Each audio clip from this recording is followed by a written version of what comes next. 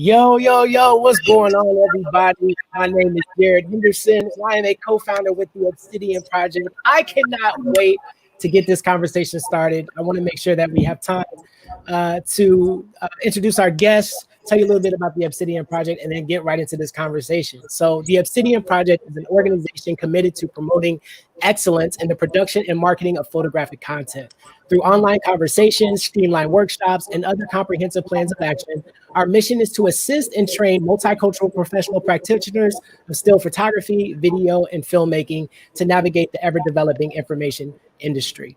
The 2020 disputations on race relations, which resulted in a national call-out by major media outlets to Black photographers for their specific insight and perspective, glaringly exposed the limited inclusion of journalists of color within these and other organizations. We aim to modify that practice through a targeted agenda designed to further develop the emerging generation of visual journalists and photographic artists in terms of expanding their outlets for a fair yet comprehensive storytelling. I am joined by two very special guests today, Miss Aïda Muluneh and Mr. Marc Baptiste. What's up, y'all? How y'all doing? How you doing? Doing all right. I want to make sure that I introduce you to our guests properly by reading their bios. I will start with Mr. Baptiste. Marc Baptiste, Haitian-American photographer, was born in Port-au-Prince, Haiti. He moved to Brooklyn, New York at an early age, but Baptiste picked up photography in the 9th grade, years later receiving his BA in commercial art and advertising. He grew to become an influential fashion photographer and portrait photographer. Known for his lighting, beauty, cinematic style, and great energy, he has documented subjects from top celebrities including Prince, Shakira, Janelle Monáe, Erykah Badu, George Lucas, Cicely Tyson, Yoko Ono, Misty Copeland, and Spike Lee, to his most memorable subjects, Michelle and Barack Obama, and Carmen de Lavalde. His photographs have been published internationally in magazines such as Cosmopolitan, Elle, Vanity Fair, Marie Claire, Esquire, Ebony, Essence, and Glamour. Baptiste has photographed the advertising campaigns for revered brands such as Nike, Remy Martin, Chevy, Reebok, L'Oreal, Mazzani, and Crest. His commercial work is distinguished for its appeal in global markets. His love for the birthplace influences all of his work. Baptiste serves on the advisory board at Cine Institute in NOAA, New York. He uses his lens to donate his time for charity organizations worldwide. Baptiste documents NOAA, New York on their yearly medical missions to Haiti, and in 2017 traveled to Burkina Faso to document the Clean Water Initiative of the Georgie Badial Foundation. Philanthropic collaborations with celebrities include DNYK, Rock the Vote campaign with Eva Mendes, Maroon 5, and Kate Bosworth, the groundbreaking advertising campaign KeepAChildAlive.org with Alicia Keys, Lorraine Bracco, Cynthia Nixon, David Byrne, and Lenny Kravitz. Marc lives in Brooklyn, New York with his family. He is passionately building his photo and video repertoire of visuals from his travels, and he has many stories to tell. We can't wait to get into some of those stories. What's up, sir? I'm all right, brother. Well, thank you so much for that beautiful introduction. Oh my God. It's a journey. It's a journey. Like life is a journey, and I appreciate you for having me. And wow, where do I start? We appreciate you. We appreciate you. I'm gonna exactly where to start. I'm gonna introduce Aïda as well. Introduce Aïda first, and then we'll come back with the conversation. Let's do it. Miss Aïda Muluneh, thank you so much for being here. Born in Ethiopia in 1974, Aïda left the country at a young age and spent an itinerant childhood between Yemen and England. After several years in boarding school in Cyprus, she finally settled in Canada in 1985. In 2000, she graduated with a degree from the communications department with a major in film from Howard University, HU, in Washington, D.C. After graduation, she worked as a photojournalist at the Washington Post. However, her work can be found in several international publications. Also, as an exhibiting artist, Aïda's work has been shown in South Africa, Mali, Senegal, Egypt, Canada, United States of America, France, Germany, England, Norway, China, just to name a few countries. A collection of her images can be found in the permanent collection at the Museum of Modern Art, MoMA, at the Smithsonian's National Museum of African Art, the Hood Museum, the RISD Museum of Art, and the Museum of Biblical Art in the United States. She is a 2007 recipient of the European Union Prize and the Rencontres Africaines de la Photographie in Bamako, Mali. The 2010 winner of the Craft International Award of Photography in Spellenbergo, Italy, and a 2018 Cash Life Fellow with San Francisco in San Francisco, USA. In 2019, she also became the first Black woman to co-curator of the Nobel Peace Prize exhibition while serving as a Canon Europe ambassador. As one of the leading experts in photography from Africa, she has been a jury member on several photography competitions, most notably the Sony World Photography Awards in 2017 and the World Press Photo Contest in 2017. She has also been on various panel discussions on photography, such as the African Union Cultural Summit, Art Basel, the TEDx Johannesburg, and in 2019, she was a master of the 2019 Youth Stewart Masterclass and gave the renowned Sem Presser Lecture at the World Press Photo Festival in Amsterdam. Her work has also been featured on notable publications and news outlets such as New York Times, Time, The Atlantic, Vice, OK Africa, The Guardian, Elle Magazine, the British Journal of Photography, CNN Style, and the BBC. In 2019, her piece, commissioned by WaterAid, The Sorrows We Bear, served as one of the 24 magazine covers about climate change for the Washington Post magazine. Aïda is the founder and director of the Addis Photo Festival, AFF, the first international photography festival in East Africa, hosted since 2010 in the city of Addis Ababa. She continues to educate, curate, and develop cultural projects with local and international institutions through her company, Desta, Developing and Educating Society Through Art, for Africa Creative Consulting, PLC, DFA, in Addis Ababa, Ethiopia. Hey, Aïda, how you doing? Oh my God, I'm doing okay. How are you? I'm good. I just really appreciate y'all so much for joining us for this conversation. For those of us who are on Facebook and on YouTube, please make sure to drop your comments in the chat. Rita Joseph says, hi, Mark. I'll be able to pull these up throughout the course of our conversation to make sure that we get some interaction with our folks that are here with us. So thank you all for being here.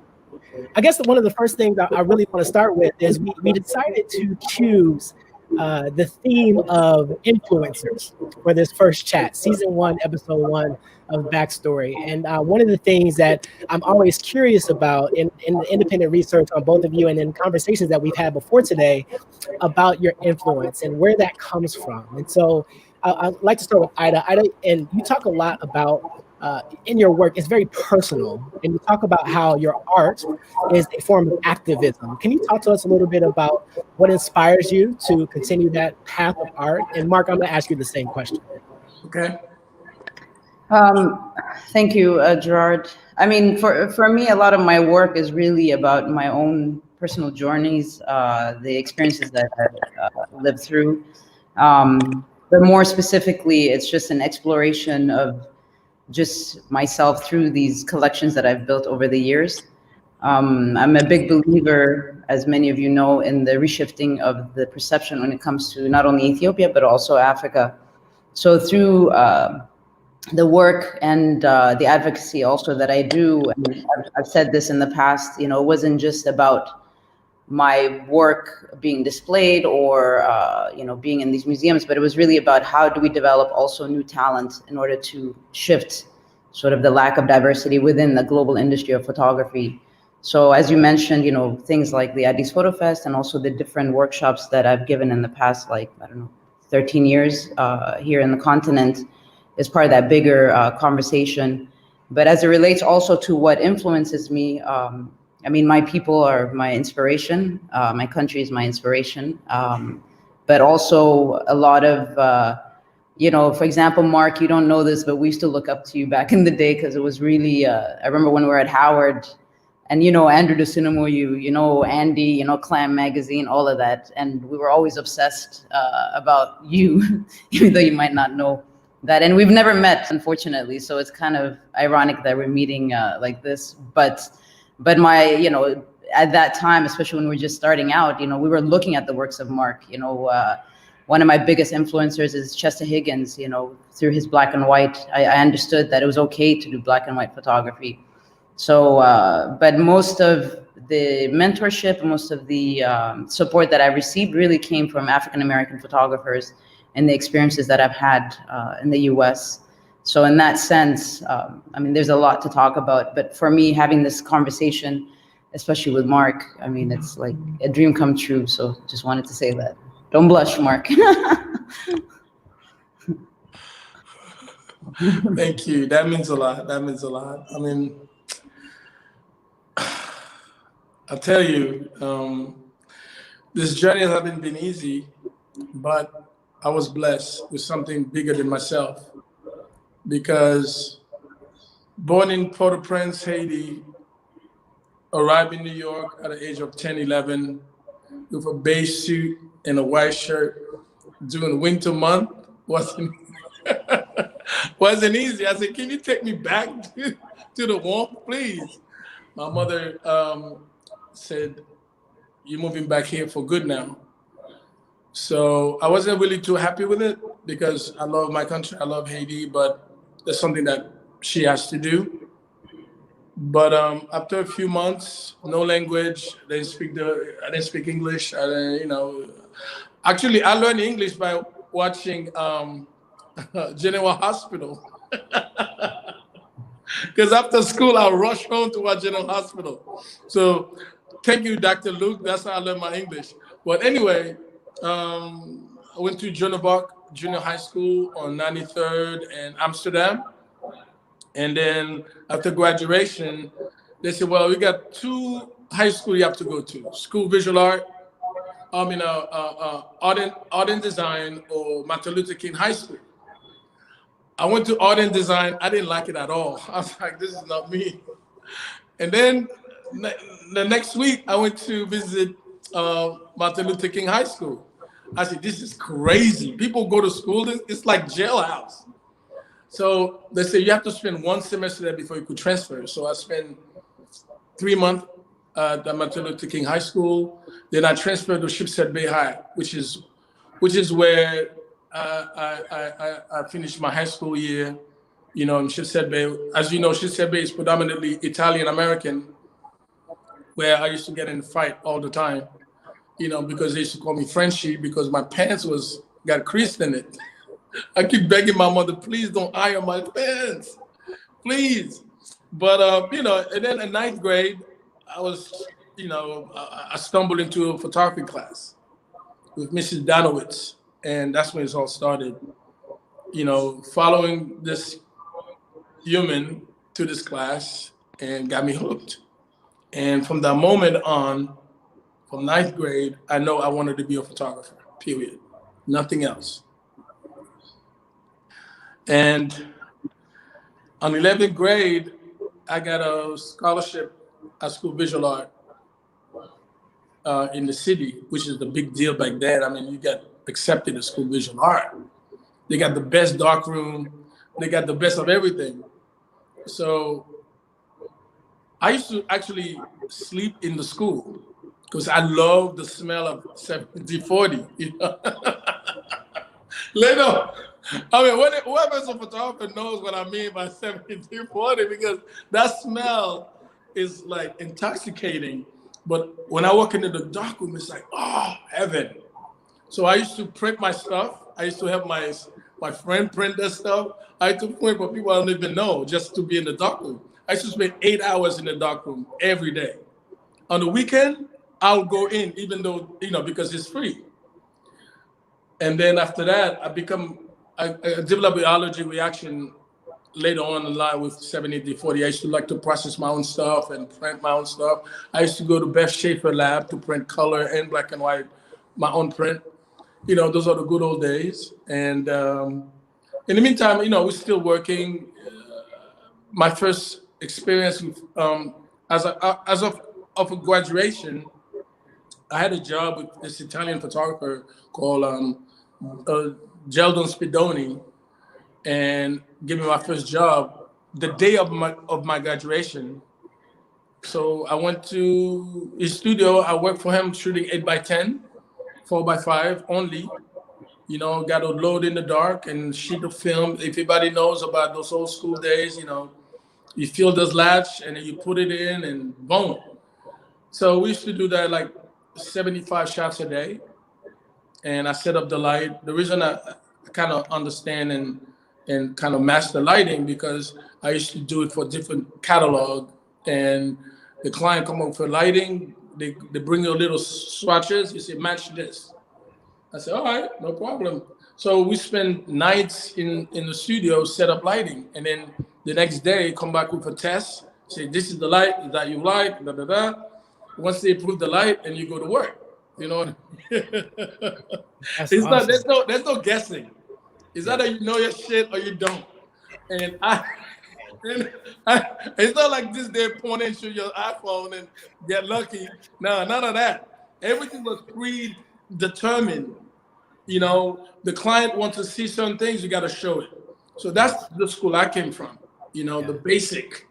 That's why when I tell kids this day, I say, listen, you could have a great eye, but you don't have the technique. Learn the technique, then you be a fucking master. You know what I mean? So there's no guessing. Sure. You could wake me up in the middle of the night. I could give you a dope ass picture. No question asked.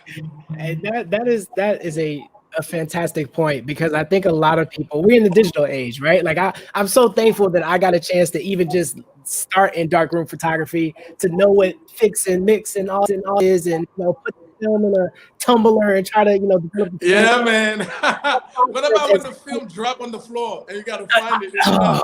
Man, come on. So I'm just thankful, because it's like that foundation of photography, listening to the masters, listening to people like yourself and Aïda, like just understanding what that means to come from that school of thought, to know that you have to be conscious of how you take a frame, because you only have so much film, right? It was expensive to buy film. It was very expensive. Dude, my mother used to tell me, the cookie that you love, that's where you spend your most money. I want to go hungry and buy a roll of film. You know? Hey, that's real talk. I want to come. My grandmother will tell you, man. It's like, if I have to buy a slice of pizza and buy a roll of film, I said later for the slice of pizza, I'll buy a roll of film. I respect that. I know. We're talking to both of you. You both have a really strong sense of where you come from, and your people mean a lot to you. I've seen some interviews where you specifically talk about why you do this for your people. How has your environment kind of shaped and trained your eye as you kind of started in photography? A lot of people don't know you started as a photojournalist. Tell us a little bit about your photojournalism background and how your environment has shaped your work. I mean, just like Marc, I had, going to school in Canada. We had a really excellent art department, and there was our art school teacher who, basically, there was a student of 5 that decided to ask him a question about the darkroom. So I fell in love with photography, I think, from the first print that I made. And I am that generation. I think that we are the generation that the opportunity to really develop our skill set through analog, especially with printing. Yep. But over time, to me, it was a question of representation as an Ethiopian, because during the 80s, the famine of the 80s was something that, being in Canada and I guess growing up and people saying, oh, do you have an elephant that roams your compound? I mean, there's just a lot of ridiculous perceptions when I tell people that I'm from Ethiopia. And growing up as an immigrant abroad, that's when you realize that there's such a disconnect of, especially in the West, of understanding the realities of other parts of the world. And through that, I just decided, okay, I'm gonna try this photography thing and see where it leads me towards. But I also had like a sense of urgency, and it wasn't really until I went back in 2007. I went back for like 3 months, and I realized, okay, I need to actually live here, because sometimes, you can fantasize about your place of birth, or you can have a different perspective in regards to the reality of where you come from. But to really implement change, you have to be on the ground, and you really have to be able to be part of that change. And imagine I grew up as an Ethiopian abroad, but when I went back home, I had to like relearn my culture, and I had to sort of reconnect with my people. And that experience, in other interviews, when they asked me what inspires me, I said, really, being in Ethiopia is what inspired me, because I think if I stayed in New York, I would have never created this body of work. I would never have decided to go into sort of this form of fine art. So in a sense, the work that I create it's a self-expression. But at the same time, as I mentioned, it's really about experiences. And through that, I've learned so much. And I'm still a photojournalist, that's always to the core of who I am. but at the same time, like, you know, having this opportunity to work on assignments in different topics and really understand how, you know, what is Ethiopia, and looking at it through the perspective of photography has had a major impact on sort of this this work that I've created. Because sometimes in photojournalism, there's just certain things that you're not able to say that you need to move into an art form, and that's basically how I ended up moving into that. But over the years also, you know, as I mentioned, what was really clear to me was that there's so many opportunities, and I think there's so much talent in the continent, and but there's no connecting points. You know, we don't have solid institutions in order to help us to become sort of, you know, competitive with the international market. And this is why teaching became such an important component. And often people say, well, you know, you teach, you run the festival, and you do your artwork, you know, how do you manage all these three things? And I said, all of these are actually an extension of what my core values are, which is if we're gonna say we're gonna reshift the image of Africa, talking about it doesn't really solve the problem. You know, we have to increase in numbers and to actually engage in the market. And what I've seen in the past, like, you know, 14, 15 years in the continent is that shift has happened, that there's so much talent now that's coming in. But what's missing, and unfortunately, and this is what I tried to do with the Addis Photo Fest, is really to create more interactions, especially with the African diaspora of photographers living in the West and those living in Europe, because those connecting points are also relevant in many aspects. So through time, what I've, you know, the journey, and as Marc says, you know, I think it's a blessed journey that we've had the opportunity to see so many things and to experience things. And the great thing about photography is it really teaches you about people, it teaches you about humanity, and it really teaches you also about how to engage with just anybody. And to me, and that's really the value also photojournalism that has given to me, is that, and when I teach, you know, all my teaching is based on journalism, because I do believe that journalism is the foundation of photography, because, you know, story structuring is quite important. And with the young generation, you know, because now we're in this Instagram culture, everybody thinks they have arrived because they have a few likes on Instagram, but it doesn't work that way. And as Marc mentioned, you know, and this is what we push, is that you have to understand your craft. You have to understand your equipment first. You have to understand light. You have to understand your purpose within this. What is your purpose? Why do you want to be a photographer? If you want to be famous and rich, you're in the wrong industry. You know, that should never be the first motivation, especially in this art form. And it's a long road. It's a big struggle. But the rewards of being able to be part of history and to be able to be witnesses, capturing witnesses, moments in history, especially in these times, this is what I'm really fascinated with. So after, you know, exhibiting in different places, and, you know, I've given so many seminars, I've been part of, you know, almost every major competition, you know, being a jury member. The one thing that I have seen is that what we need is actually connecting points. And it's not, for example, for me as an Ethiopian, you know, we're not waiting for foreigners to come and save us. It's not about that, but it's really about an exchange of ideas. So when we do the Addis Photo Fest, it's an international photo festival. It's a festival that exhibits photographers from all over the world at different levels. Just to give you numbers, in the last edition, we had, I think, around 156 photographers from 63 countries. So what I always found amazing is when we have submissions from photographers from random places, you know, countries that don't know anything about Africa. This is my way of saying, okay, this is how we're promoting the continent, to show that as Africans, that we're able to also be part of this industry, but in a way that it's not just about the creation of our work, it's also the developing of the industry and engaging the industry in a way that also the major players and the major stakeholders understand that Africa is part of that, that it's not just, you know, it's a continent that's been documented the most, but when you look at the capacity building of, and I speak very technical when I talk about communication, because at the end, everything comes back to visual communication. And what is the visual aesthetics of us as Africans? You know, what is our visual aesthetics? And how does that visual aesthetics fit into also the world understanding of who we are? Because right now, where we stand as Africans, and even in the diaspora, is that the image is the one factor that forms perceptions and also forms perspectives about who we are. And this is why I feel very passionate to be in this field, because I do say this, it's quite relevant, because this is what is also currently impacting our world and our humanity today.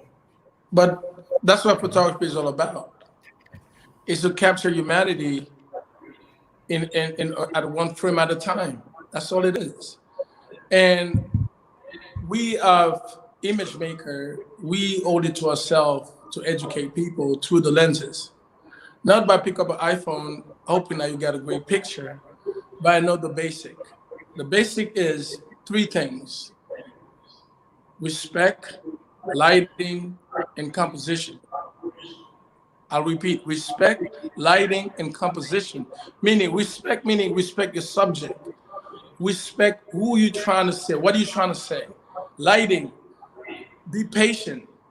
Whether it's strobe, whether it's daylight, it doesn't matter. Wait for your lighting to come to you. They'll come. And your composition. Don't be lazy. If you have to lay on the floor, you lay on the floor. If you have to stand on top of your head, you stand on top of your head. Me, I'll do anything to get my picture.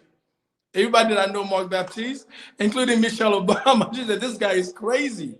Yes, I'm crazy. I'm passionate at what I do.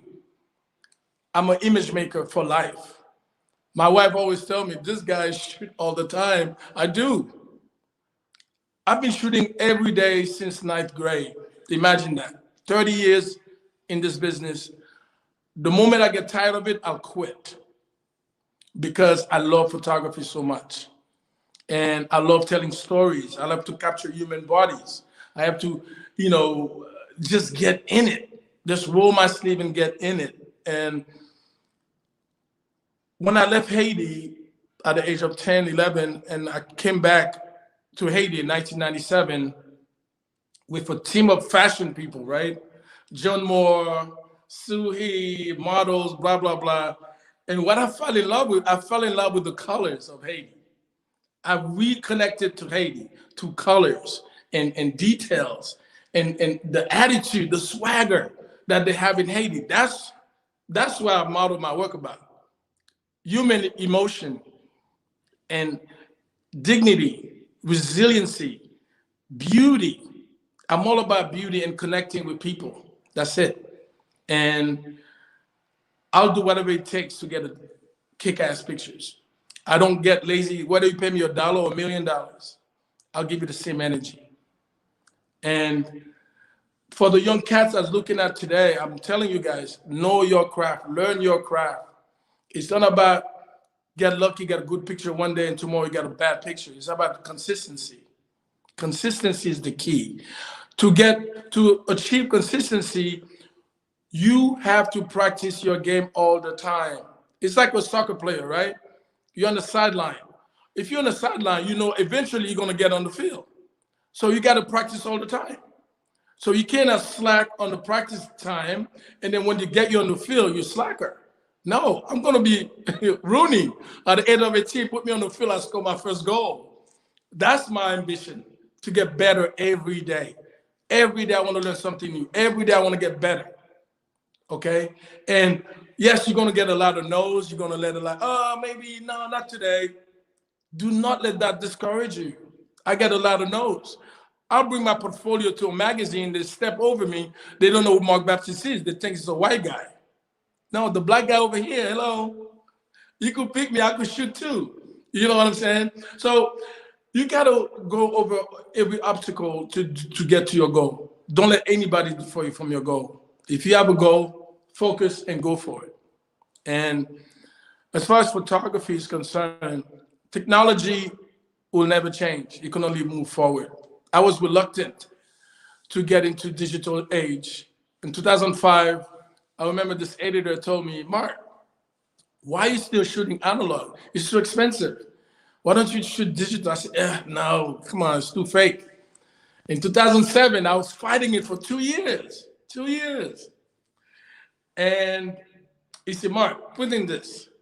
It's like taking the Concorde to Paris or the 747. And I was like, you got a point. And when I start learning about technology and indulge myself into digital age. And it's really not that bad. It's just different. It's just different. And there's a lot of apps, a lot of different things. You have to learn your craft, meaning if it changes, you got to change with it. If you're reluctant, you're gonna left behind, you become a dinosaur. And then you cannot function.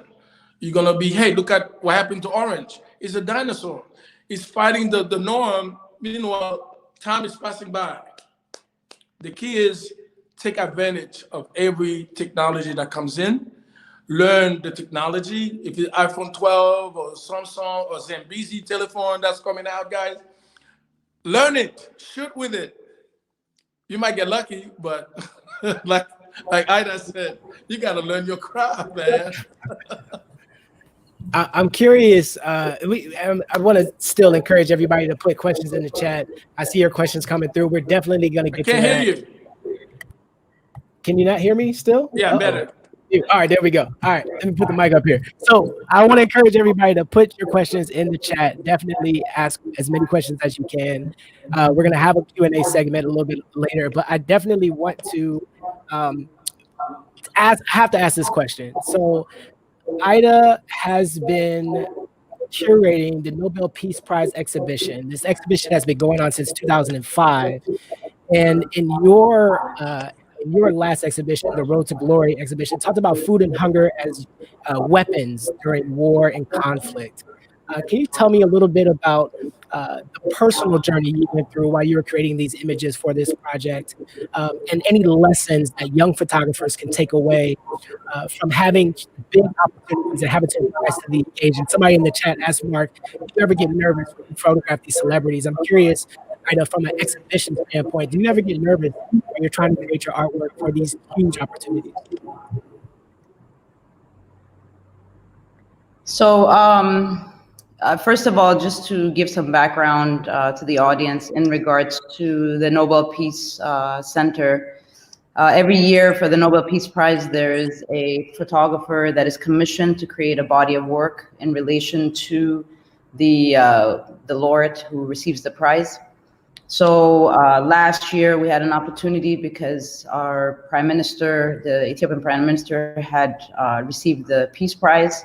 And because of that, we managed to get an exhibition in there through Finbar O'Reilly, who is also a photographer that was commissioned that year. So this year, they came back to me and asked me if I would be interested in creating a body of work, which, there's a few topics that I've had in my mind for a while. The first one being what's happening in Yemen.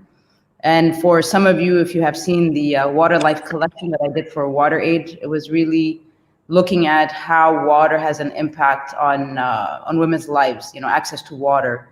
So that was sort of my first opportunity to create work that related to advocacy, to something very specific. Was supported by the H&M Foundation. And from that, then this opportunity came to create 10 pieces relating to different topics around the world. So I selected 10 countries, and each country has a very specific story, and each country I have sort of like a personal relationship with in one form or another. But when the Nobel Peace Center came to me and asked if I would be interested, I mean, the situation in Yemen was something that was in my mind for a while. I spent a part of my childhood in Yemen, and basically that place is gone on so many levels. And so I told him it's kind of serendipity that this opportunity is coming now, because I've wanted to create this work. And most people don't know, but my work process is really like a filmmaking.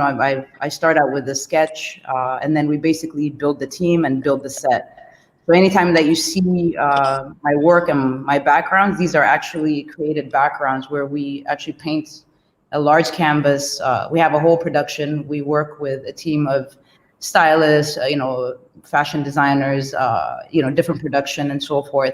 But the key thing for me was, I could have interpreted war, the use of hunger and war in sort of the typical cliche ways that we always see.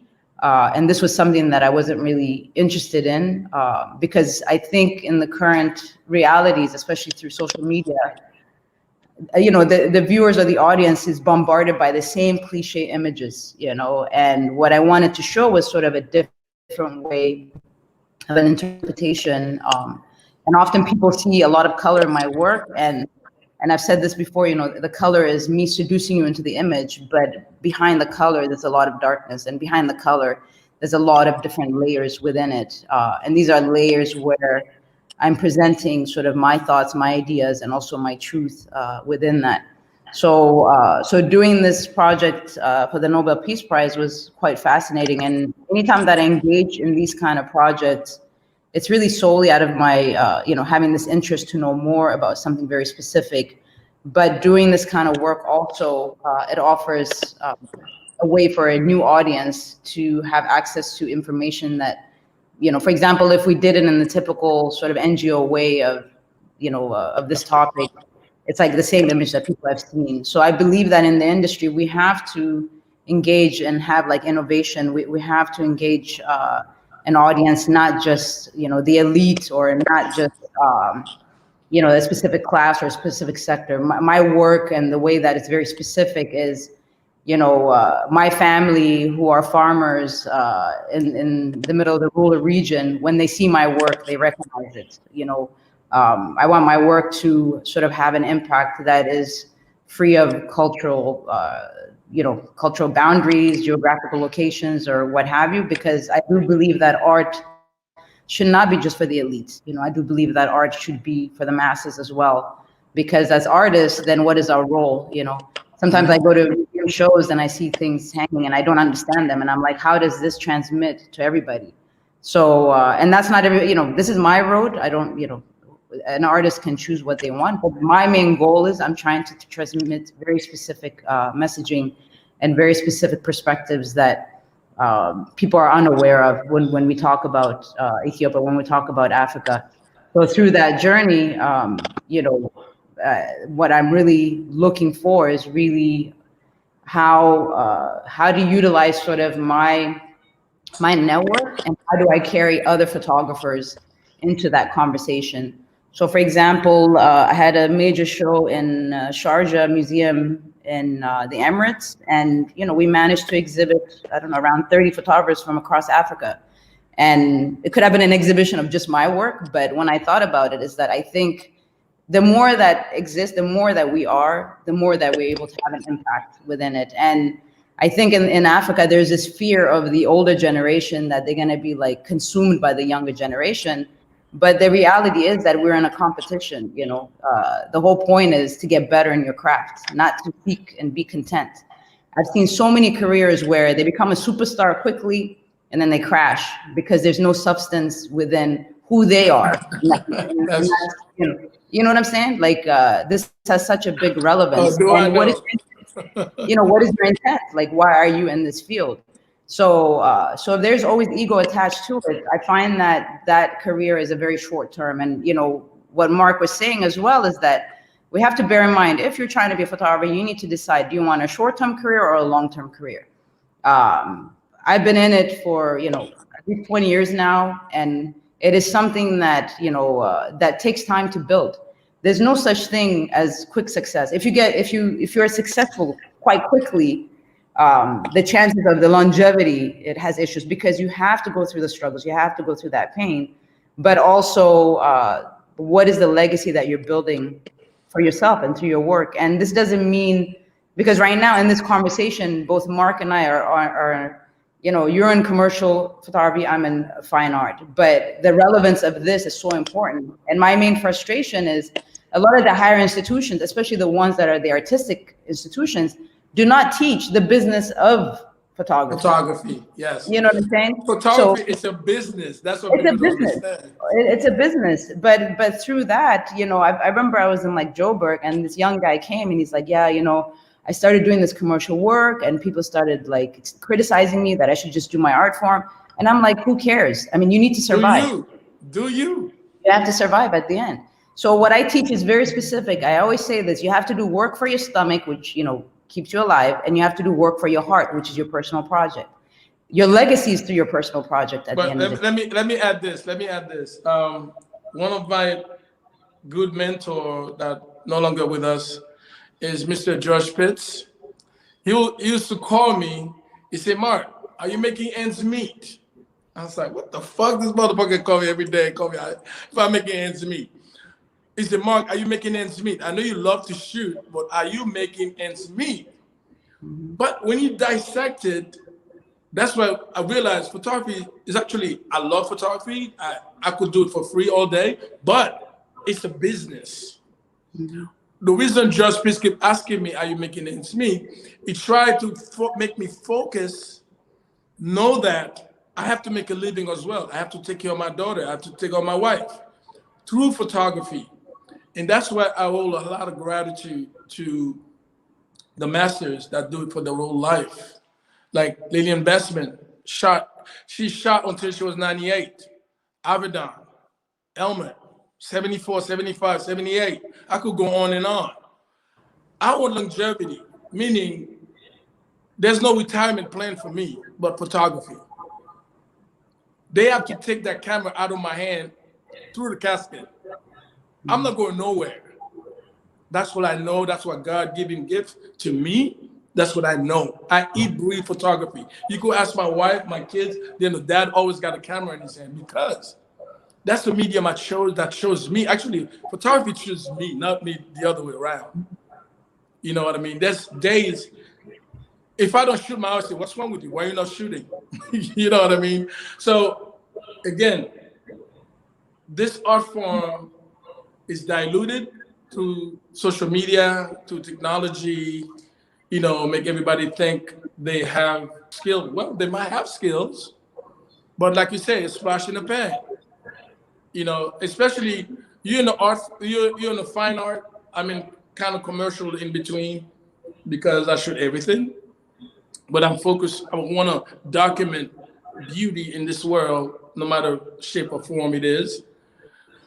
But you have to know your craft. You have to pay attention to your environment. You have to pay attention to your surroundings because the best image could be right under your nose. You don't even notice it because you're too busy trying to do, trying to be, a supermodel or shooting supermodels and stuff. But they have to go through the same rain that we go through. The industry now, pushing black models, but the black models been around forever. You know what I mean? From Iman to Patti Smith. I mean, you name it, they've been around. Shakira or whatever. Shakira is bringing the Latin flavor into this because her first album is in Latin, not Latin, in Spanish. To me, that medium will never die because you take people like us to teach the new one. You have to take it seriously. It's not a splash in the pan. You know what I mean? In the fashion industry, they could bring somebody new. They say that's the new thing. Let's see how long the new thing lasts.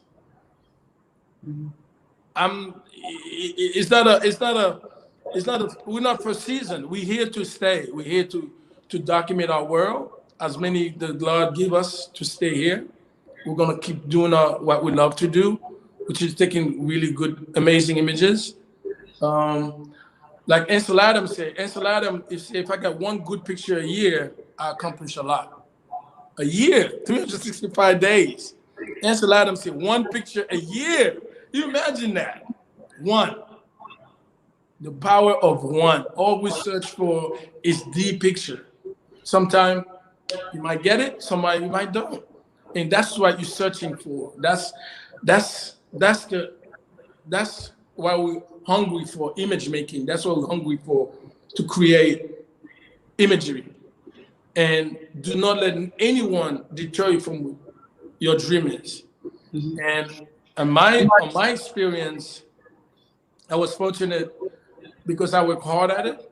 It's not a splash in the pan. Like I said, 30 years I've been shooting, and I had some great influences, great mentors like Freddie Liba, Kai Brewster, John Moore, oh my God, Jenny Baptiste, Romel Wilson. I mean, a fashion photographer, you need a team. It's not like art, like you do, Aïda.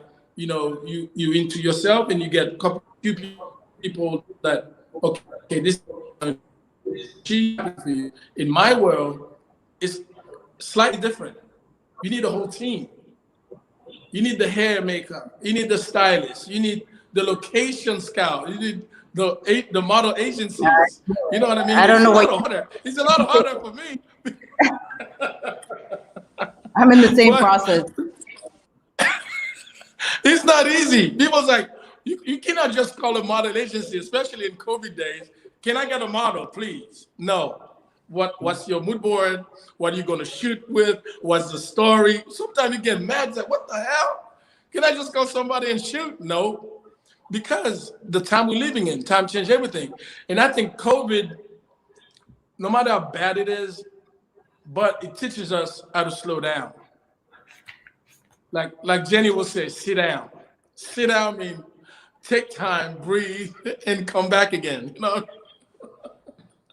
So it's not funny because we lost 4,000 people yesterday in the United States. COVID is real, guys. Wash your hand, wear your mask, because it's important. If we come out of this alive, we're gonna be unstoppable. The human race is gonna get stronger and better. Hopefully, we still love each other. We still stay together. We still,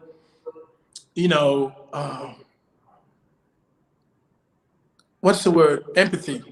Just feel for each other, because we're all in this together. And there's no need for us to, I'm better than you, you're better than me, she's better than whoever. No, we're all in this together. And I think, to the grace of God, we're still here and we're breathing. And I give thanks every day. My wife will tell you, every day I wake up, I say to her, good morning. It's a new day. Let's go. I'm excited what the future is going to bring. I don't know about you, Aïda. What do you think? No, I mean, in regards to, I think for the audience and also for young photographers, is that, I mean, I'm sure it's the same for you and as it is for myself, is that there's a lot of young photographers who don't know that you have to build a portfolio. When I mean a portfolio, is that you have to shoot in the beginning, and this is what I'm very specific about with the students, is that you have to be hungry and passionate about photography. You have to be obsessed with light. You have to, I remember Harley Little, who was really like, a big figure in my career. I assisted him, I think, for almost 3 years, with no, wow, I didn't know that. With no hesitation, you understand? So the business side of me comes from Harley. The technical side of like studio photography comes from him. And then I used to also develop for him and print. So all these things added value, and what I was looking for was just knowledge. And a lot of the times, the one thing that I see with especially the new generation is you have to have mentors. You have to be hungry to learn from as many people as possible. Exactly. It's not because I've done a workshop or I'm running a festival that people should engage. That I remember when Chester Higgins had a show at the Smithsonian. I went up to him and I was like, sir, can I have your phone number so I can like harass you until you look at my work? I did the same.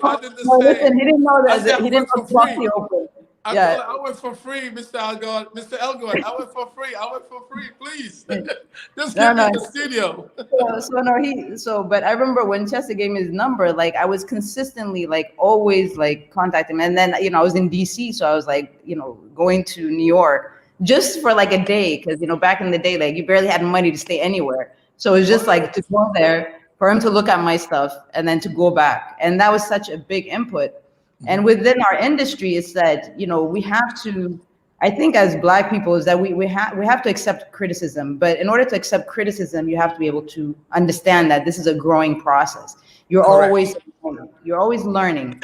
But the key thing that I wanted to say was, Aïda, not to cut you off, you said something very important that I need to focus on a little bit. Race. Race do exist. Like criticism, for example. There's good criticism, there's bad criticism. There's criticism that derives from your course. You know what I mean? Which is, in the art world, it's slightly different than in the commercial world. Does that make a difference?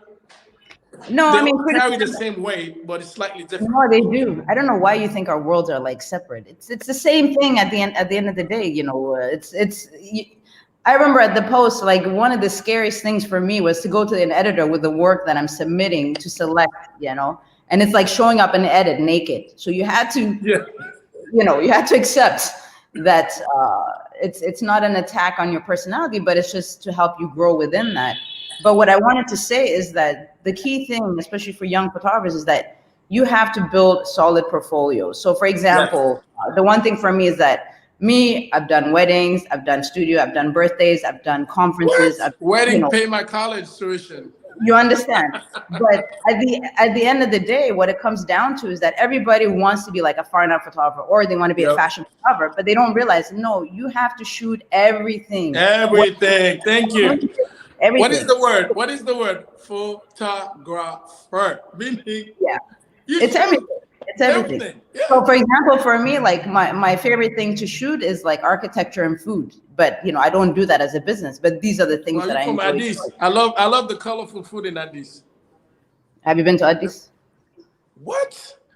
If I've been to Addis, I've been to Addis. I've been to Lalibela. When was this? I was in Addis in 1998 with Anna Gitana. Okay. And I've been to Addis shooting Marcus Samuelson and Maya's wedding for 3-day wedding. All the pictures Maya's posting right now, those are my pictures that I shot with Marcus. And when? I want to make sure. The 11 years of marriage. So I'll say 2011.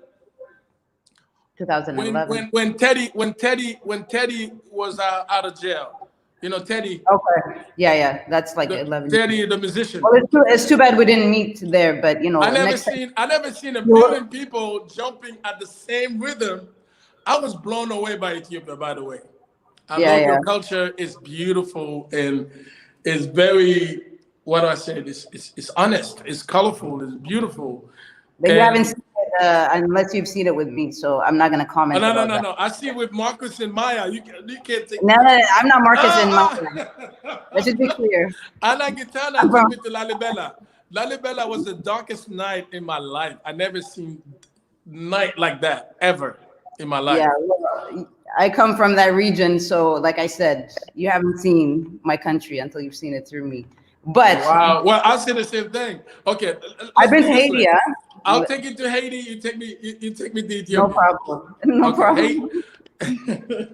Don't let me start talking about Haiti because I will never stop talking. You know what? Yeah, I'm grateful for America. I love America. I love America for all the blessing that God gave me. But Haiti is where my heart is. Haiti is my heart. And that's the base of my image making is Haiti. The color, the attitude, the swagger, the feel, the manner is Haiti. I'm a Haitian guy, 100%. But my work is international. Meaning, like you said, so this is what everything. This is what I want to tell you, just to be clear, is that I honestly believe, and this is the key thing, back in the day, like as a photographer in the US, the only opportunities that you really had to be published was like Black Enterprise, Ebony, Essence, Jet. These were the limited things. And I remember I would go to editors when you were talking about race. I remember I would go to editors, and I remember there was one editor, and I won't say who said, you have too many Black people in your portfolio. And I'm like, if a white dude showed up with a bunch of white people, I get that a lot too. But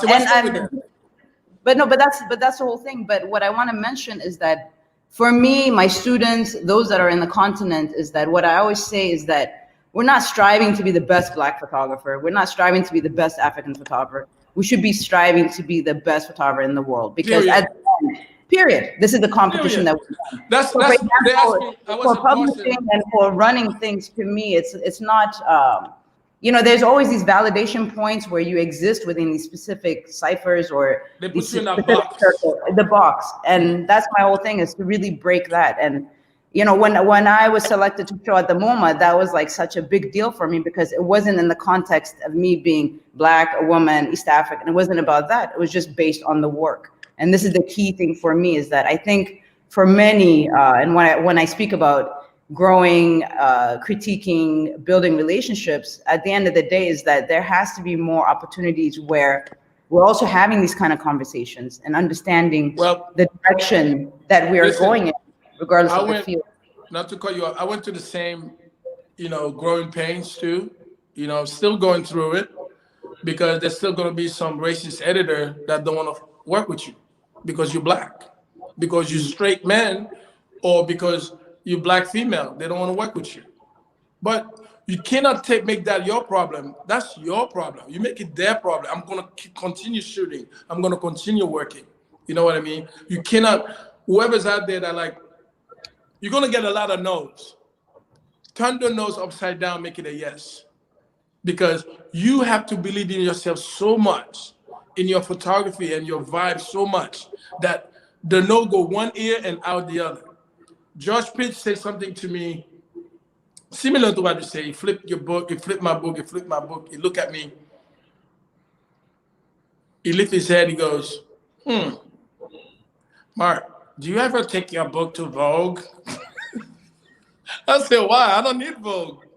He said, your book is a little too black and too strong. I was like, well, you against it or you for it? He goes, let me talk to Emil Wilbeckens. I'll call you back. So 2 days later, he called me back and he gave me a contract. For 2 years, I was in contract with Vibe. I was in contract with 17. I was 9 years in contract with Cosmopolitan.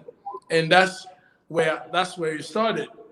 But you cannot take a no and then you back your bag and move out of town. Take the no and make it work for you. Only God is in control, no one else. Yeah, but I mean, I think there's a lot of photographers that get they take it personally and they take it personally. Yeah. What can I say is that in our field, rejection is your best friend, and you have to romance the hell out of rejection and to process it within your own self. Let me share this funny story with you. I was in 11th grade, right? And the final assignment of the semester was light and black, contrast. The assignment was contrast. Contrast, either way you want to do it, blah, blah, blah. And Mrs. Danowitz, was really hard on me because she saw something in me to cultivate, my photography teacher. Hard. So I was so proud of that series of photographs. Man, I was like, I couldn't wait for her to call on me to show my prints, right? I spent hours in the darkroom to print the stuff. And it come my turn. I had like a stack of maybe 10 or 15 prints, like a body of work of 15 contrasts. Light and dark, that's the title of the assignment. She looked at it, she said nothing. One print after, she said nothing. I said, shit, she's not looking at me. What did I do wrong? You know what she did? She got up. I was too cocky back then, and that was shake me for the rest of my life. She took the prints, go like this. This is not the assignment, Mr. Baptiste. I was like, what? I said, this is not the assignment. The assignment is light and contrast. What you give me is not the assignment. Rip my print in front of the class. Dude, I was like, crying is not the word. It took me weeks to get over it. But at the end of the semester, she called me in her office. She said, you know why I did that, Marc? I know you're too talented. That is a one-day assignment. You shot the whole thing in one day, didn't you? Which I did. And she was pushing me to that day. To that day. I do research on every job that I'm doing, every assignment that I have to be prepared for anything. Anything, right. Whether the lights go out, whether there's rain, whether it's storm, I have to be prepared. That's what she taught me back then. From that moment on, I make it a point to do my research before every job. First of all, every job I treat it like it's my last job. Every job is my last, because the whole idea about a job is to get called back. If you do a job, you don't get called back, you didn't do a job. You just do a gig. That's the difference between a gig and a job. A job feeds you for the rest of your life. A gig is temporary. I don't know if that makes sense, but that's the way I treat it. Yeah. So there's a question that I would like to discuss here, Jennifer Haidt, and this is something, the question that she has on here, and I think Jared has put it up, is that inside the race box, is there also a gender box? Most definitely. to me, I mean, I speak as a woman, obviously existing within a very male-dominated industry, and it's still a very male-dominated industry. That has really, it's I don't know, it's an interesting thing. So for example, I mean, I can only speak for myself, is that often as females, I think we're underestimated, especially in the journalism. I know that when I travel and I have to work on assignments, one thing that I always say is that I love being underestimated, because I can go in and kill it, you know, like basically get as many shots as possible, because I'm unassuming within that sense. But when we look at, you know, the current situation, I remember when I juried the World Press Awards, it was like 83,000 submissions. Out of the 83,000, there was like, I think 15% were women. Out of that 15%, there was only like 1% from Africa. So there's a lot of work to be done. And to answer this question is that I think as females in this industry, you know, there's a lot to have a conversation, because we are within the box of the box as well. But it does not. Tell me about it. But it doesn't mean, and especially being Black, you know, there's so many layers within it. But it doesn't mean that, and I always say this, that the limitations that you set for yourself is really how far you will go, in my opinion. And it always, you know, I've experienced a lot of things, but what I've come to discover is that regardless of the challenge, and I think this is what you were saying, Marc, is that you have to keep pushing forward. You cannot stop. Always, you have to push forward, because at the end also it comes down to really your intent, you know. And as I said earlier, and also you have to be humble and take criticism well, meaning a 3-year-old could make you see something that, oh my God, I could have done that differently. You have to be open and receptive to criticism, because we don't know it all. Yes, there is a box within the box within the box. You understand what I mean? That's a great question. Whoever asked that question, yes, there is a difference between gender and race. Always exists in this business. I remember I was in Haiti doing a book on Haiti. I'm still doing a book on Haiti. And this lady said to me, Mr. Baptiste, you think you're gonna come to Haiti with your little camera, you're gonna change things? I said, don't underestimate the power of the image. I prove her wrong, because the image is powerful, okay? And I think 2021 is the year of the women. I think there's amazing women photographers out there, and I think they need to push themselves more and be loud, be counted. You know, it's not a privilege. You gotta have the skills. Like Aïda said, pretty face don't cut it, but can you dance? I don't know about all of that, but I'm joking. But what I mean, can you dance? Can you perform? It's metaphor. Can you perform when the time is come to you to shoot an assignment? Right. That's what I mean. No, but what I wanted to say is, what it comes down to is that when, and this is what I believe in, is that when the door closes, you go through the window. That's my belief.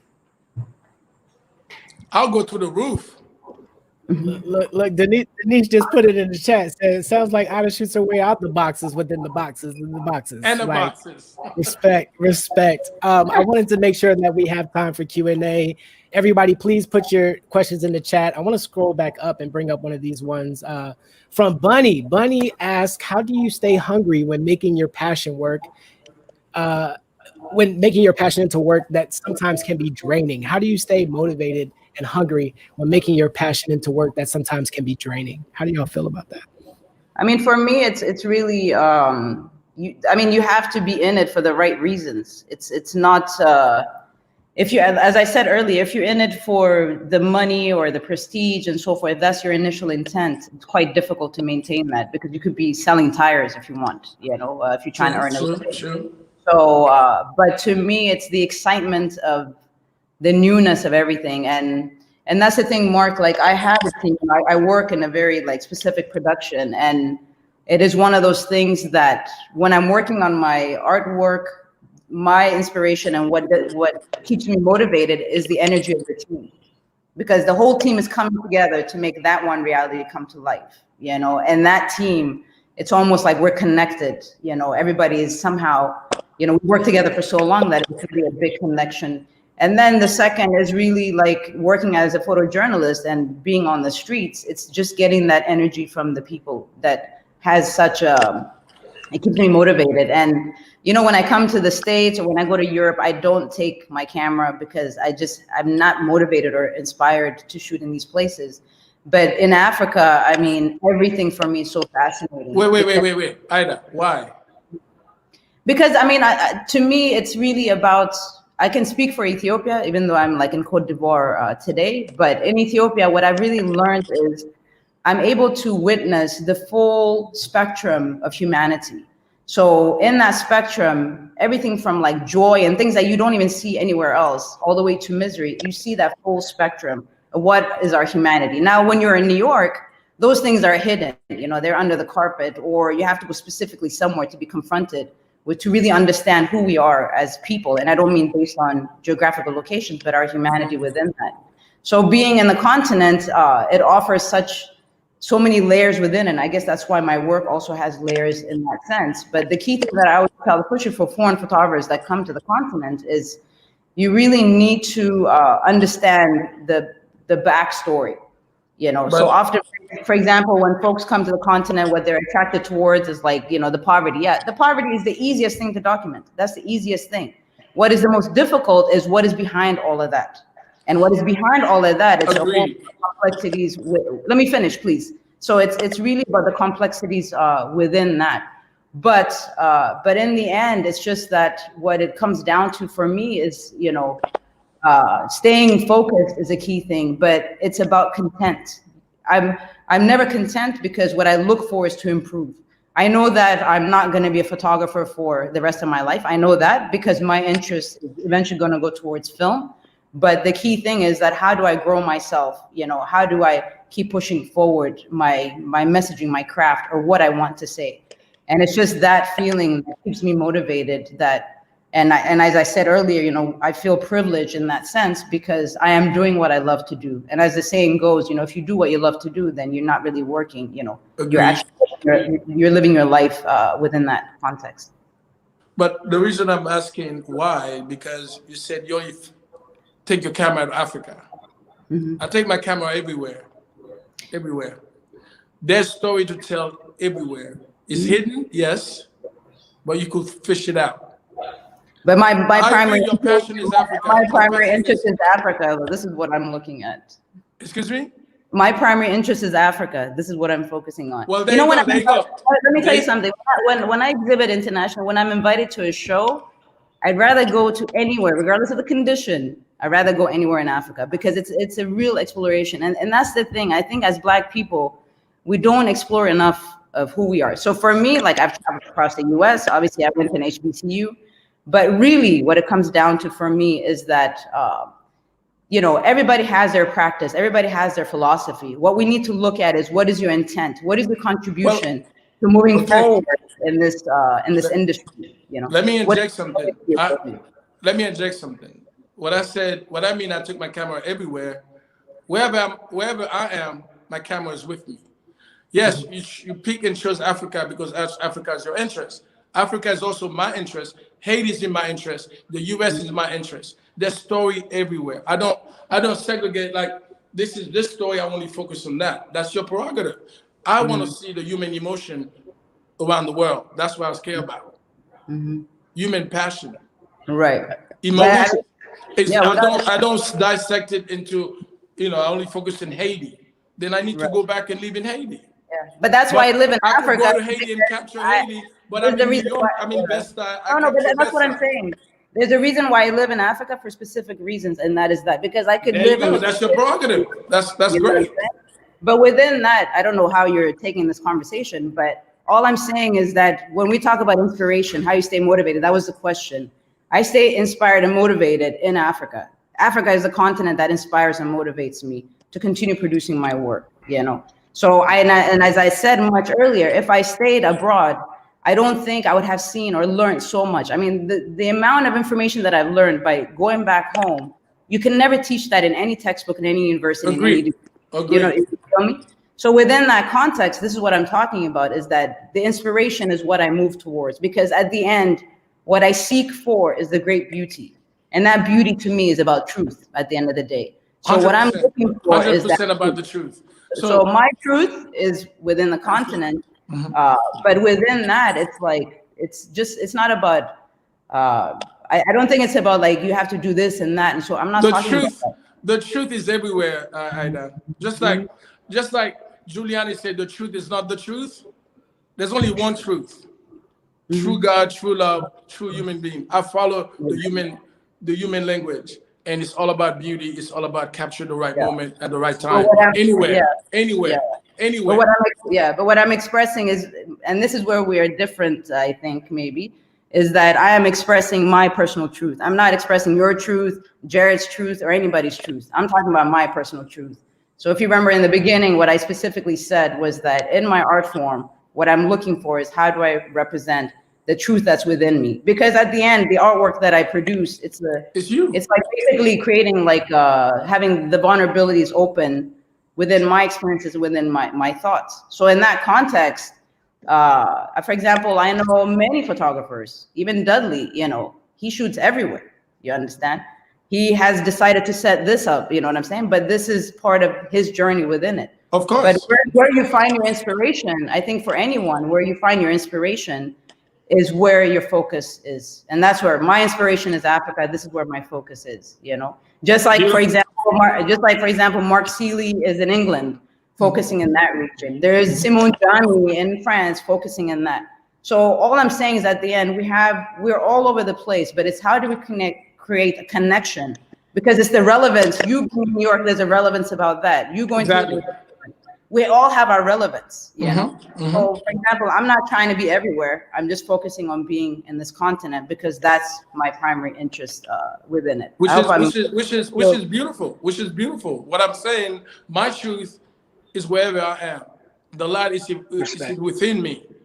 So therefore, you're right, I'm right. It's like the truth is within me. So whatever I take a picture, I want to make sure is the truest self to me. Exactly. That's what I'm doing. That's exactly.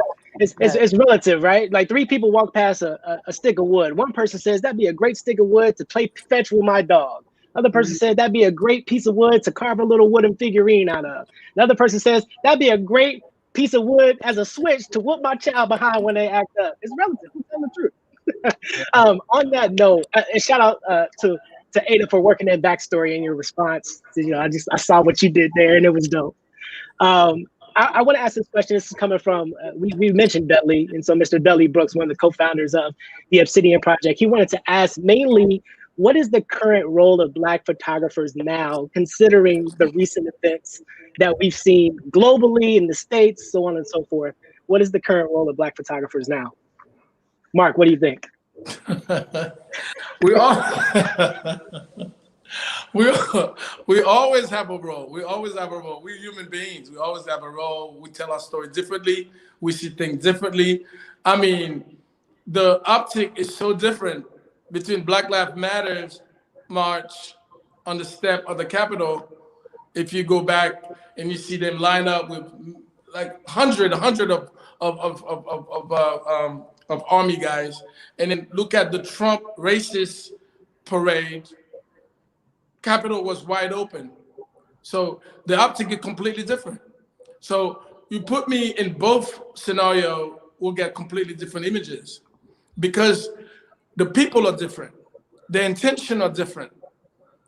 And when you have a police guy pointing an M16 at a child and a Black man carrying his baby on his shoulder, M16 on the kid's face, and then you got the white supremacy guy taking selfie with the same policeman. The optic is different. Yes, we are different as Black people and Black photographers, period. We're gonna see things differently. This is our human nature. We'll document it completely differently. And Dudley, that's a great question. I think I will cover it differently, just like I'm trying to get a ticket to your inauguration. to give you different perspective. So yes, it will be different. What do you think, Aïda? I mean, to me, it's really, this is the one thing that I noticed is that, especially in the US, is there needs to be more people of color in the industry, not in just as photographers, but as editors, you know, even art critics, you know, there's still that lacking within it. But in this moment, I think for all the photographers is really to capture as much as possible, because this is a very specific moment in history, right? Yep. Mm-hmm. And in that moment of history, it's not a matter of, you know, sometimes photographers are like, well, I need to wait for a demonstration, or I need to wait for that and that. No, it's not about that. You can just be documenting like in your own neighborhood. Yeah. And, you know, I did these virtual classes, and one of the major challenges, you know, in different interviews, I was asked, well, what are my thoughts about COVID? And, you know, what are my thoughts about, you know, Black Lives Matter and stuff. And for Africa, you know, we're moving forward. Nothing has really stifled us in a way that, you know, we are stopping things. But what I try to tell the students is that even documenting your own reality has a relevance, because that's a moment in time in history that we need to have that perspective. So for example, in my country, in Ethiopia, we know what Ethiopia looked like 120 years or whatever, because we've had these specific documentations, you know? So what I try to tell a lot of the photographers is that you have to build a storyline, you have to build a portfolio. And it's not about building a portfolio of, especially if you're just starting out, just to tell stories, a collection of stories to be able to express what is your reality. You know, sometimes photographers will try to reach, you know, really far and go far out thinking that creates relevance. No, but everything, and this one thing, Mark, everything comes back to what is the truth that you want to represent. Always. What is that truth that you want to say, you know? The truth is the light. No, that's all it is. But within that, it's not trying to be somebody else. It's not trying to be Marc Baptiste. It's not trying to be. Tell your truth. Tell your truth. And what is it that you want to accomplish? And I know you know this, back in the day, because we didn't have enough money, we'd go to Borders and like go in the photo section and like go through all these photo books and, you know, be like, oh my God, you know, I want to be like this photographer. And then we would go and try it out and then realize, no, you need to. It's not me. That's not really working out. So, but you tried it at the end. So for I used to live in Barnes and Nobles on 14th Street. Yeah. You know that Barnes and Nobles on 14th Street? That used to be my home. Yeah. Because I couldn't afford those books. I just go in there, sat on the floor, going to every book, man. It was crazy. It was crazy. Right. But and then there was someone that had asked about, you know, if we prefer to be labeled as Black photographers. It's the same thing as being labeled as an African photographer, which I don't know any bio of any European photographer that is labeled as a French photographer, you know. Exactly. You know, it just doesn't exist. Thank you, Aïda. Thank you. So, I tell people that I'm a Black man, but I'm not a Black. I'm a photographer, period.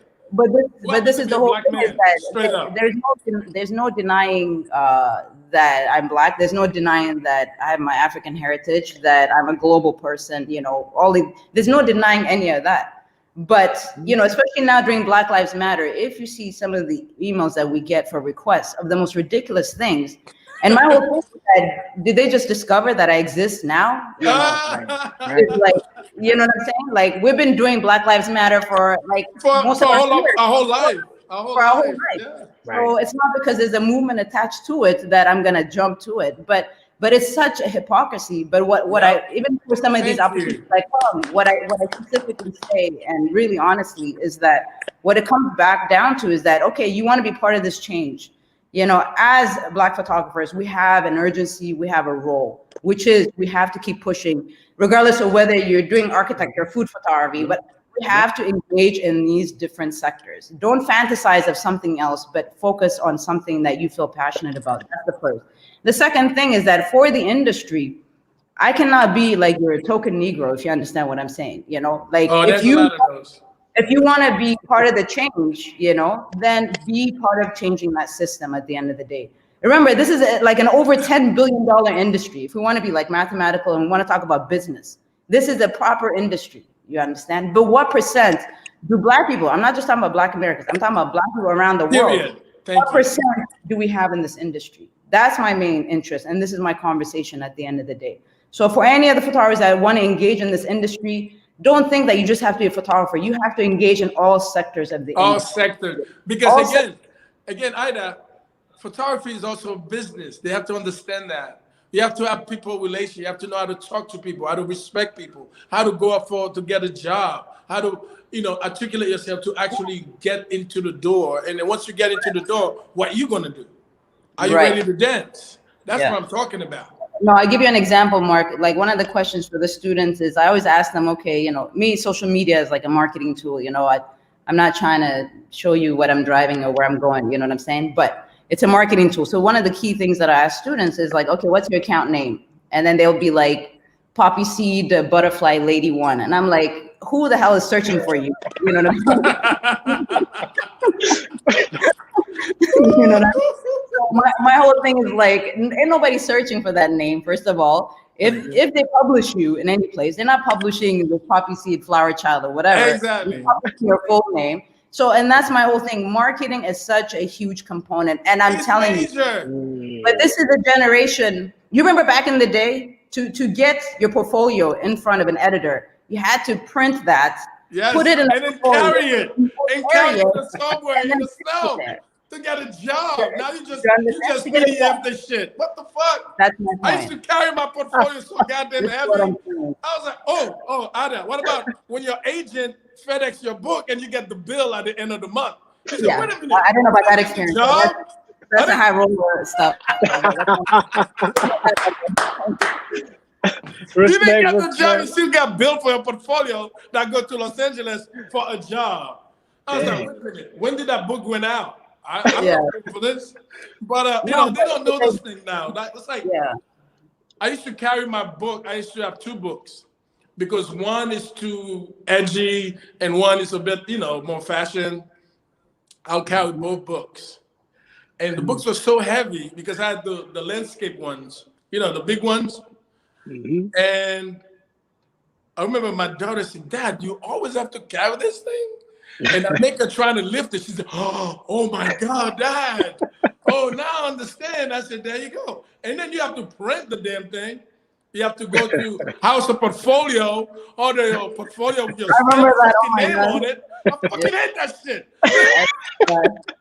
Yo, I have to, I want to be respectful of both of your time. And we have one question from Miss Jackie Jones, representing Morgan State University. Hey, Jackie, she asked, what are the best practical tips for beginners besides being hungry and having a strong work ethic, right? Like tell them to shoot every day, but what else, right? We about tangible tips at the Obsidian Project. Like give these students who are watching, these young professionals, some tips, some assignments, if you will. Okay, well, I can start, or you want to start, Mark? I'll start. What I used to do for beginners, any beginners, you have to learn your craft. Whether it's movies, whether it's books, whether it's documentary film, whether it's photo book, you have to learn it. And you have to understand that eat, breathe photography, meaning get absorbed in it, get it in, as much information as you can, get it in. And then when you do that, you don't need an expensive camera, you don't need an expensive things. Give yourself assignment, but stick to it. Meaning, okay, this week I want to shoot portraits. What kind of portrait? My friend, my family, whatever. You got to give yourself a purpose and assignment, and then come back. Don't look at it on your monitor. Go to Kenko, go to wherever printing firm you got going on. Print them out, put them on the floor. See what jump at you. And then if you're sincere about your work that you really want to do this, ask somebody else to critique it for you. What do you think of these 5 images? What can I get better? What can I do better? The key, like me and Aïda said, you always got to push yourself to get better every day till today. I keep pushing myself to get better. As a beginner, learn your craft by any means necessary. Learn it. Film, movies, internet, Google is your friend. If you don't understand it, Google it. Aïda, take over. Oh, merci beaucoup, monsieur. De rien, chérie, de rien. At least. Yes, in the house.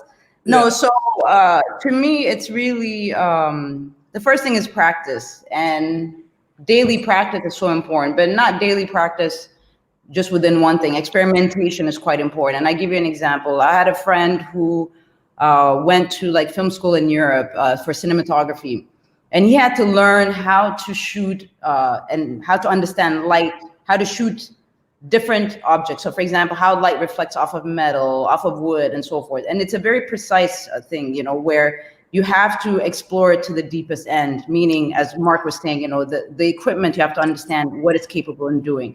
And there's a lot of resources online, even for example, through Canon, there's different projects that you can do in order to have a better understanding of your equipment. The next thing for me is really to look at work. And it's not just to look at work of like what I call the usual suspects, you know, so it's not about looking at portfolios of only American photographers or only legends, but to really look at work of photographers from around the world, because there's photographers everywhere. You know, I remember when I was teaching, I taught in Italy for like a month. My whole class was not showing them, you know, the standard, what do you call it? The legends, but it was showing them portfolios of photographers that I know they've never encountered, from Asia, from Middle East, from Africa, all these different places. So explore that. And my suggestion to anybody that's on here, you know, for example, on the Addis Photo Fest website, there's a whole archive of like 5 editions where you can actually go in by continent and to see what kind of work is being produced from great photographers around the globe. So that's the second thing. The third thing, as I mentioned earlier, is to build a portfolio. This is so important, to have a solid portfolio, which means you don't know where work is going to come from at the early stages. So for example, one of the things I used to do is that, you know, I would go and shoot like an event for free, find out, you know, and give some images to the event organizers. And then the next time that there's an event, they would call me and they would actually pay me. You know, and you have to build these sort of client bases. Relationship is key. Relationship is currency. It's currency, straight up. And then within that, it's really about also submitting to different festivals around the world. And, you know, you have to get used to the rejections. You can't give up. So, but submitting to as many festivals as possible. There's a lot of grants and other opportunities available online for photographers, and especially for those that are in the US. I think there's more opportunities for American photographers. So for example, based on your state, there's a grant opportunity. Based on the country. Canada got a lot of grant also available, guys. Tap into that. I don't know about Canada because, you know, I'm also a Canadian citizen, but that's another conversation we'll not get into. Are you a Canadian? I have my Canadian passport. So Canada's never really given me anything. So anyways, listen, okay, I see you. So, and you know, I know Canada well. So that's one thing. And then the other is that it's about professionalization. So you have to understand what is the business of photography. A professional photographer has a website, has a healthy portfolio that shows the variety of work that you're able to do. And remember, style is something that comes later. Yep. You can't start with style and then hope to. It's not about that. You know, you have to first build your content. You have to build what is your approach. And then what happens that over time, style comes in. So when you look at my work now is very distinct because I had to go through all these types of photography exercises before I realized, okay, this is what I think I can do. And I remember, you know, I tried to do fashion and, you know, because we were trying to copy you, Marc, but I realized so I was like, I guess fashion is not for me. You know, so even for me, it's really it's ironic to be picked up by the fashion industry, even though I don't do fashion work, you know. But don't worry, the fashion industry needs you now because they only hire a women photographer now. So you're good. Shut up. You guys have all the opportunities. You're trending. Yeah, whatever. It's not about trending, you know. Women don't trend like that. So anyways, so to me, it's like, you know, having a business card, you know, having a proper social media outlet. And it's not about be professional at the end, you know. So, and then that means that, for example, when you build your portfolio, if you're doing a photojournalistic portfolio, having the text that goes along with the collection, correct. Bio in order, all these things play a hand in that. So for example, if you're submitting to one of these awards, your package is already ready. It's not like you're scrambling when an opportunity comes. So if I'm going to contact somebody and say, can I look at your portfolio?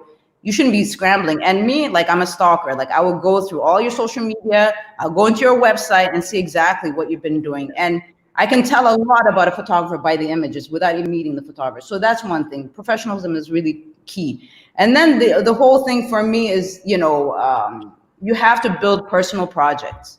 Yeah. And you have to define yourself, you know. Let's say you just want to be a wedding photographer. You better be the best wedding photographer. The best wedding photographer. Thank you. So you need to find, you know what? Not to cut you off, so true.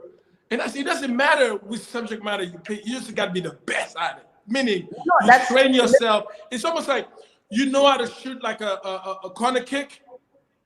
I'm sorry to take soccer analogy, but be the best. Be the Ronaldo of the of the corner kick. You know what I'm saying? When you bend that ball, you better go in. Photography, like I tell a friend of mine, photography is very jealous. Photography is very jealous. You got to keep practice. You got to keep shooting, and you get rusty. Right. When you get rusty, it's almost like you have a writer block. You cannot. You feel like the word is not coming out right, and the lighting is not looking right, and your articulation is not. Your word that coming out of your mouth is not helping your subject to get relaxed or to give you what you want. It's practice, practice, practice, practice, practice. Yes. Aïda, you were going to say, I just wanted to finish my, because Marc be like on the hogging the mic business, but I'll deal with you when I come to New York. I got 2 questions for you, Aïda. Before you finish. Wait, let me finish. Let her finish. Let me finish, bro. Let me just finish. What the hell? Okay. So no, what I just want to finish with is that the personal project is so key and important because, and when I'm talking about personal project, it means a project that you invest in a minimum of 6 months to a year. Okay. These are the personal projects that really help to develop sort of leading you towards style. You know what I mean? And journalism is what I'm talking about. Because at the end, you know, and this is what happens to a lot of photographers, they get used to money and they forget the intent of why they started in the first place. Yes, you know? They forget about their heart, you know what I'm saying? Because their stomach is quite full, you know what I mean? And this is a global phenomenon. It's not just, you know, it's not just in Africa or in the US. So that's one thing. The other thing for me is find mentors. And when you find mentors that are better than you. Because sometimes if you have like a mentor who's mediocre, you pick up some bad habits, you know, and basically you cannot get out of your hole at the end. You know, you can't learn new tricks within it. But find mentors. And I remember, you know, I remember once I sent an email to Abaddon, and I, you know, because I was like obsessed when he was still alive. And I just said, "Sir, I love your work. I just want to know if I can meet you." And that was, you know, I didn't have to send it. Of course, you know, I never met the guy, but you know, there was a response saying, "No, I'm not going to meet you." But at least, you know, to me, it was about like the people that you consider to be your hero. Let them know that you exist, because at the end of the day, it really, you have to find these kind of mentors, and that's how I reached to this point.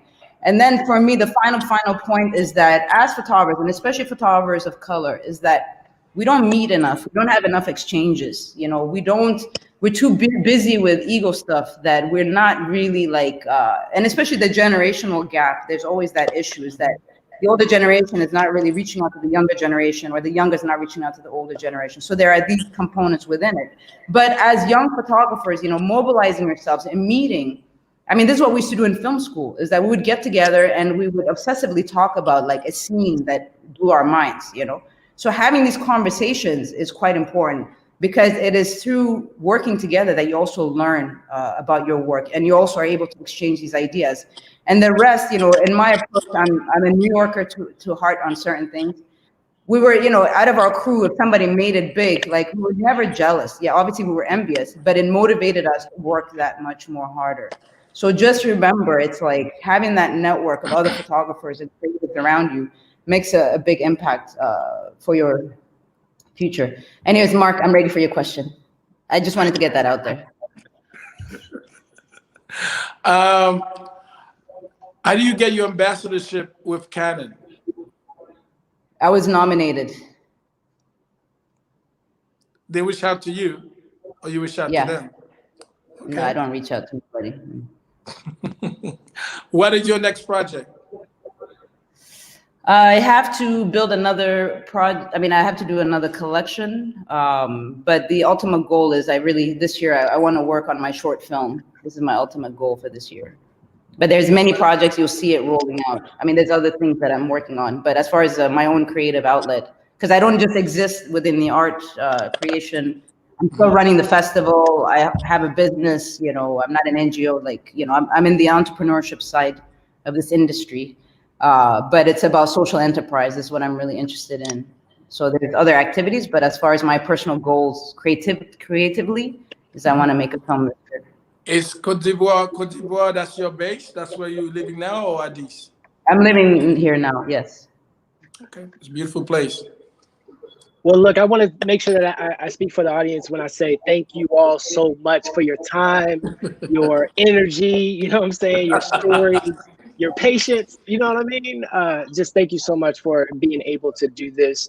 Obsidian Project is super, super proud to have this be our first anything. So thank you so much for joining us for Backstory. Any last thoughts, comments, anything that we didn't ask that you want the people to know before we shut down? Well, Aïda, I want to meet you when you come to New York. I'm not coming to New York, by the way, during this COVID crazy, so you better just come to Amsterdam. Everybody prays for the U.S. COVID, No, COVID changed bro, everybody's I'm mind. not going nowhere. I'm telling you, if you want to see me, you come to Africa. Okay? Attends. Peut-être l'année prochaine, 2022. 2022, Inshallah. 2022. Inshallah. But I want to leave with this note. Stay true to yourself, be yourself, and love one another, man. We all one. Human race. And we have to take care of each other, period. And to that, everything would manifest. To that beauty, everything will manifest. To knowledge, everything will manifest. Just be true and be yourself. And listen, I'm blessed what God gave me, what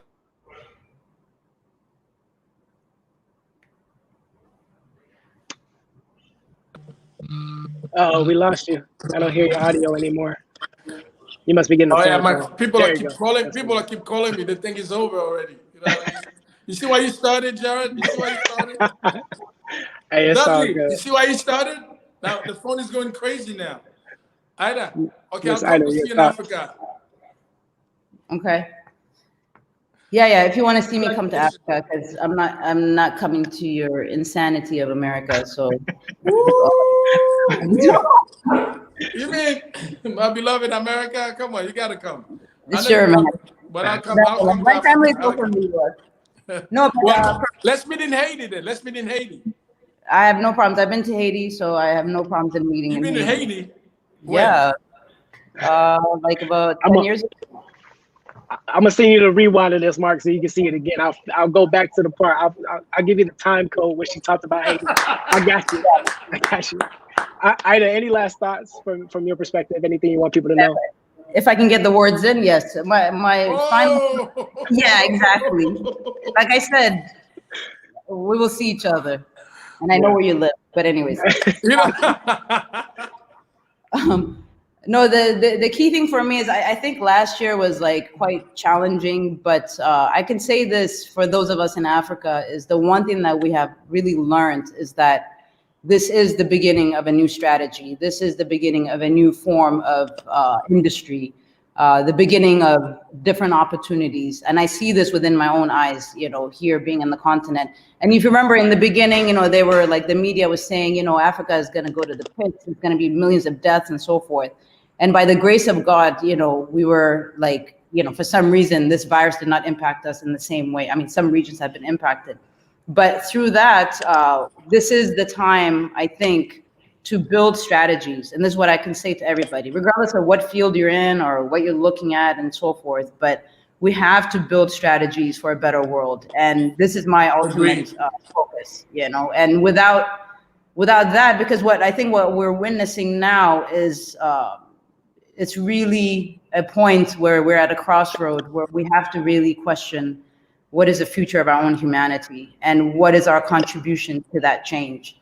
So the things that I do is I'm not here to save the world. I just want to be clear. I'm not here to save Africa or anything like that. But I'm just here to make my contribution to be part of that change. This is my main focus. And if I have to say my last word, it's really that. And I'm not, it's not based on any limitations to me. I think there's always a way around.